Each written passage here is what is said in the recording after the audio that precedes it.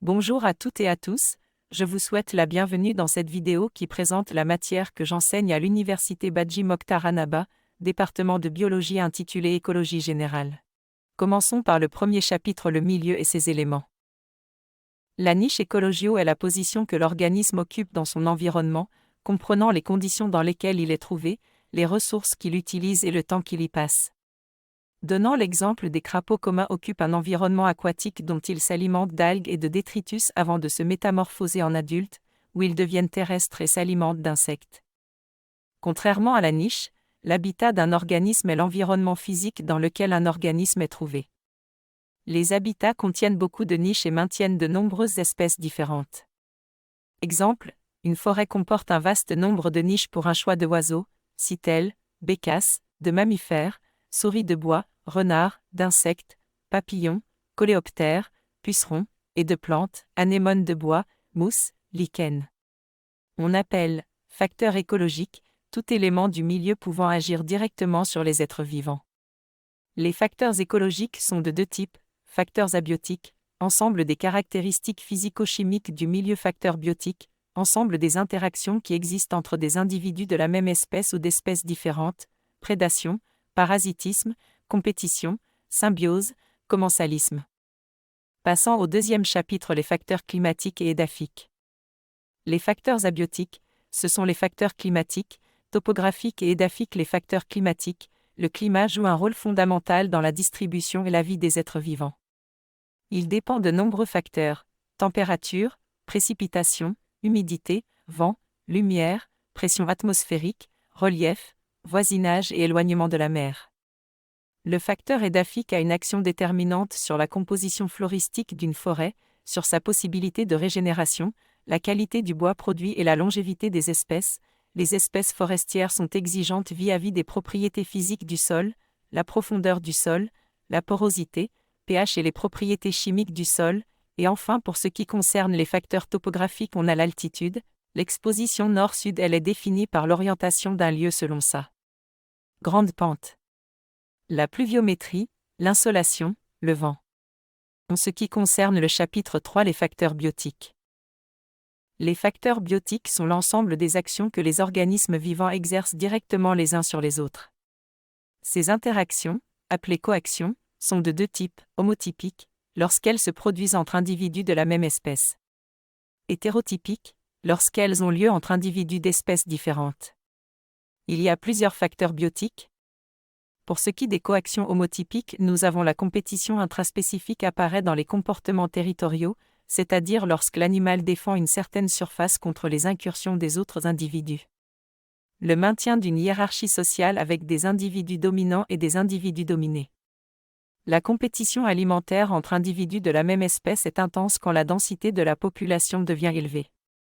Sa conséquence la plus fréquente est la baisse du taux de croissance des populations. L'effet de groupe, on parle d'effet de groupe lorsque des modifications ont lieu chez des animaux de la même espèce, quand ils sont groupés par deux ou plus de deux. L'effet de masse, à l'inverse de l'effet de groupe, l'effet de masse se produit quand le milieu, souvent surpeuplé, provoque une compétition sévère aux conséquences néfastes pour les individus. Les effets néfastes de ces compétitions ont des conséquences sur le métabolisme et la physiologie des individus qui se traduisent par des perturbations, comme la baisse du taux de fécondité, la diminution de la natalité, l'augmentation de la mortalité. Pour ce qui des coactions hétérotopiques, nous avons la prédation. Le prédateur est tout organisme libre qui se nourrit aux dépens d'un autre. Il tue sa proie pour la manger. Les prédateurs peuvent être polyphages, s'attaquant à un grand nombre d'espèces, oligophages, se nourrissant de quelques espèces, ou monophages, ne subsistant qu'aux dépens d'une seule espèce. Le parasitisme. Le parasite est un organisme qui ne mène pas une vie libre, il est au moins, à un stade de son développement, lié à la surface, ectoparasite, ou à l'intérieur, endoparasite, de son hôte. La compétition interspécifique. La compétition interspécifique peut être définie comme étant la recherche active, par les membres de deux ou plusieurs espèces, d'une même ressource du milieu, nourriture, abri, lieu de ponte. Le commensalisme. Interaction entre une espèce, dite commensale, qui en tire profit de l'association et une espèce hôte qui n'en tire ni avantage ni nuisance. Le mutualisme, c'est une interaction dans laquelle les deux partenaires trouvent un avantage, celui-ci pouvant être la protection contre les ennemis, la dispersion, la pollinisation, l'apport de nutriments. L'amensalisme, c'est une interaction dans laquelle une espèce est éliminée par une autre espèce qui sécrète une substance toxique. Dans les interactions entre végétaux, l'amensalisme est souvent appelé allélopathie. Et pour finir, chapitre 4, structure et fonctionnement d'un écosystème. Notion d'écosystème, association d'un environnement physico-chimique spécifique, biotope, avec une communauté vivante, biocénose. Ex. Une forêt, écosystème, constitué simultanément d'arbres et de plantes herbacées, phytocénose, et d'animaux, océnose, biocénos, et d'un sol, biotope. La notion d'écosystème est multiscalaire, multi-échelle, elle peut s'appliquer à des portions de dimensions variables de la biosphère. Les principaux écosystèmes: écosystème forestier, forêt, terre avec un couvert arboré supérieur à 10% et d'une superficie supérieure à 0,5 hectare. A. Les arbres doivent être capables d'atteindre une hauteur minimum de 5 mètres à maturité.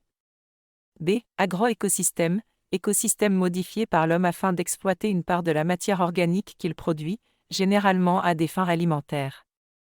C. Écosystème prairial, prairie, formation végétale composée de plantes herbacées appartenant principalement à la famille des graminées, herbes, céréales.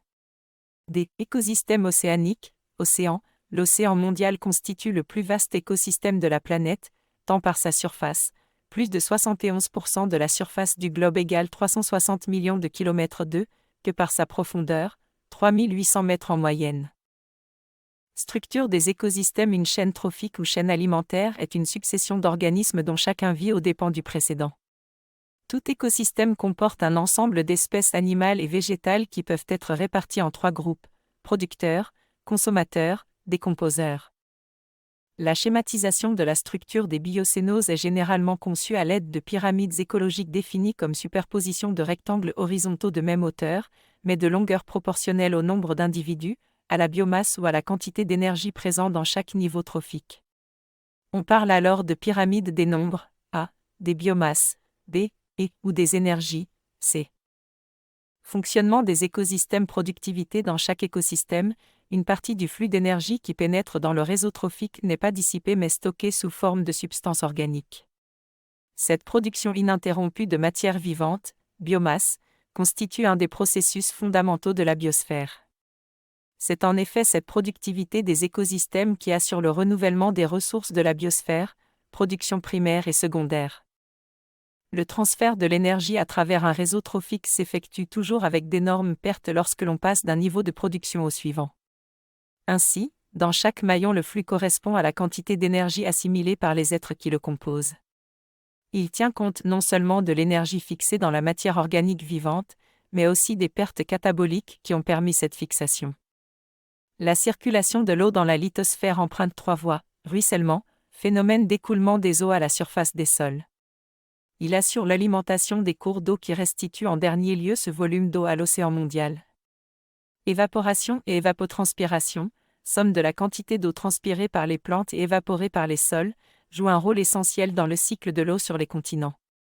Il s'évapore en effet jusqu'à 50 tonnes d'eau chaque année d'un hectare de forêt feuillue. Percolation, infiltration, constitue le phénomène opposé de l'évaporation. Phénomène de migration de l'eau à travers les sols, perméables. L'infiltration assure l'alimentation des nappes phréatiques. Ce cours tient à sa fin. Je tiens à vous remercier pour votre attention.